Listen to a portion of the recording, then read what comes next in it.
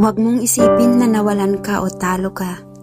Dahil sa pagiging mabuting ina mo pa lang, panalong-panalo ka na. Kaya ito ibinigay ni God sa'yo kasi alam niyang kaya mo. At ginawa niya itong kasangkapan upang hindi ka basta-basta susuko, dahilan upang magpatuloy dahil ito ang magsisilbing lakas mo. Dalagang ina. Isa ka sa mga tinatawag nila na dalagang ina at maraming dahilan. Maraming dahilan kung bakit ka nandyan sa kalagayan na yan. Maraming dahilan. Mga dahilan na lingid sa kaalaman ng iba o karamihan. Kaya kung husgahan ka nila ay walang pakundangan. Yung daig mo pang nakagawa ng krimen, yung pakiramdam na bagsak ka na nga pero ibabagsak at ibabaon ka palalo. Yung malaya silang sabihan ka ng masasakit na salita. San mapapaisip ka na lang talaga. Siguro nga tama sila. Tama naman sila. Pero tao ka lang din naman na tulad nila. Nagmahal at nagtiwala ka lang naman ng sobra.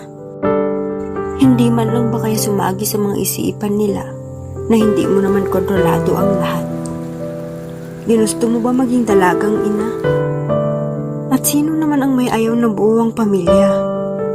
Sino ba ang gustong lumaki ang anak na walang makagis ng ama? Sino ba ang inang gustong magpalaki ng anak na mag-isa? Minsan sa buhay, may mga desisyon na kahit masakit kailangan mong panindigan. At aabot ka sa punto na wala ka ng ibang masabi kundi bahala na. O madalas, pinapaubayan na lang sa itaas. At wala kang ibang pwedeng gawin kundi magpakatatag at magpatuloy. Magpakatatag at magpatuloy para sa anak mo at para sa sarili mo. Bumitaw ka hindi dahil mahina ka, kundi dahil nasasaktan ka na ng sobra, kaya mas pinili mo na lang maging dalagang ina. Kaya kung husgahan ka man, hayaan mo lang. Wala naman silang alam sa iyong mga pinagdaanan. Ang mahalaga, mabuti ang iyong kalooban at hindi ka pabayang ina o magulang. Dahil mas mabuti pa ring matawag na dalagang ina kaysa kumitil ng buhay para lang matawag na dalaga.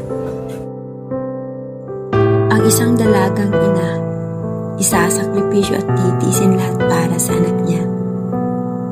Mahirap maging dalagang ina, pero mas mahirap yung pilitin mong maging buo ang iyong pamilya kahit hindi ka na masaya. Mahirap maging dalagang ina, pero mas mahirap yung pilitin mong makisama sa taong hindi ka naman binibigyan ng importansya.